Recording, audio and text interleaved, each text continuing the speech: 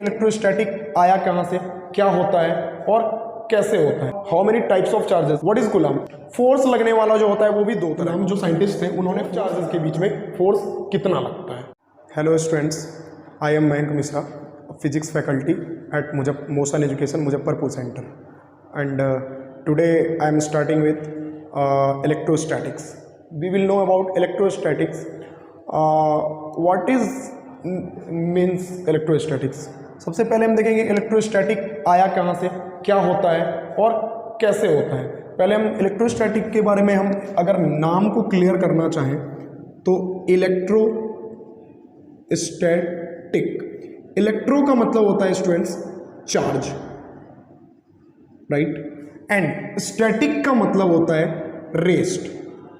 Charges at rest, the study of charges at rest called electrostatic.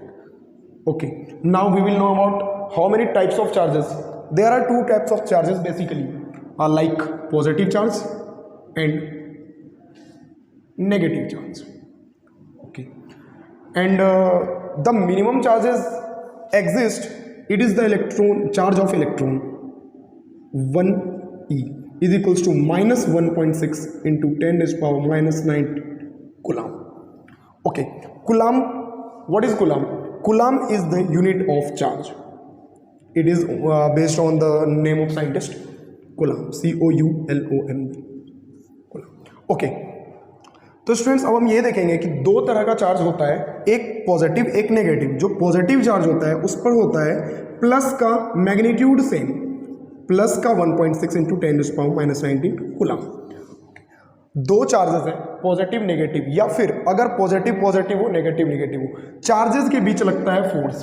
Force लगने वाला जो होता है वो भी दो तरह का होता है। पहला फोर्स ऑफ अट्रैक्शन। तो फोर्स ऑफ अट्रैक्शन कब लगता है? जब दो अनलाइक चार्ज हो, कुछ सेपरेटेड हो कुछ डिस्टेंस पे। जैसे एक अपने पास है प्लस क्यू और एक अपने पास है minus q, separated at distance d. Okay, what will be the force? The force will be according to Coulomb's law. Coulomb जो साइंटिस्ट थे उन्होंने फोर्स दिया है according to Coulomb's law, according to Coulomb's law the force will be, force जो होगा वो directly proportional होता है इन दोनों चार्जेस के प्रोडक्ट के। इनको Q2, इसको Q2 बोलते हैं, इसको Q1 बोलते हैं। वो डायरेक्टली प्रोपोर्शनल होता है Q1 इंटू Q2 के। एंड फोर्स जो होता है वो इनवर्सली प्रोपोर्शनल होता है square of distance between them. ये जो D है इसके स्क्वायर के इनवर्सली प्रोपोर्शनल। इसका मतलब हम क्या कहते हैं गाइस, जो चार्ज है डायरेक्टली प्रोपोर्शनल है फोर्स के। अगर चार्ज बढ़ता है तो इन दोनों के बीच लगने वाला फोर्स भी बढ़ता है, चाहे वो अट्रैक्शन हो या फिर रिपल्सन हो। अट्रैक्शन तो हम समझ लिए कि अनलाइक चार्जेस के बीच में लगता है। अब हम ये जानना चाहते हैं कि फोर्स ऑफ रिपल्सन कब लगता है। फोर्स ऑफ रिपल्सन तब लगता है जब दो like charges separated at distance D, किसी डिस्टेंस डी पे दो लाइक चार्ज हो, जैसे प्लस प्लस और माइनस माइनस। यहां पर क्या लगेगा? तो यहां पर लगेगा फोर्स ऑफ रिपल्सन। ओके, और इस केस में क्या लगेगा? इस केस में लगेगा force of attraction, force of attraction. Okay, यहां से हम क्या देख रहे हैं कि फोर्स जो होता है वो दोनों चार्ज के प्रोडक्ट के डायरेक्टली प्रोपोर्शनल। चार्ज के बढ़ने से फोर्स भी बढ़ता है, और इससे हम क्या देख पा रहे हैं, डिस्टेंस के बढ़ने से इनवर्सली प्रोपोर्शनल है, तो डिस्टेंस के बढ़ने से फोर्स घटता है, डिस्टेंस के बढ़ने से फोर्स घटता है, और चार्ज के बढ़ने से, प्रोडक्ट ऑफ चार्ज के बढ़ने से फोर्स बढ़ता है। ओके, तो ये फोर्स अब यहां पर हम क्या करते हैं, इन दोनों को कंबाइन करेंगे। कंबाइन करेंगे तो Q1 into Q2 upon D square. Okay, अब हम इस प्रोपोर्शनलिटी के साइन को हटाना चाहते हैं। अब जब हटाएंगे तो प्रोपोर्शनलिटी का कोई कांस्टेंट आएगा ऑब्वियसली, तो उस कांस्टेंट को बोलते हैं के। कूलम्ब ने ऐसा बता दिया कि कांस्टेंट को हम कुछ भी बोल सकते हैं, बट उन्होंने ऐसा बता दिया तो उसी ट्रेंड को हम आज तक फॉलो करते आ रहे हैं, के Q1 into Q2 upon D square.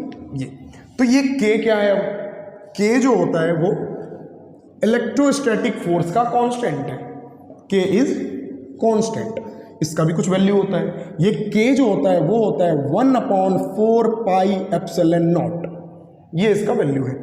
अब एप्सिलॉन नॉट क्या है?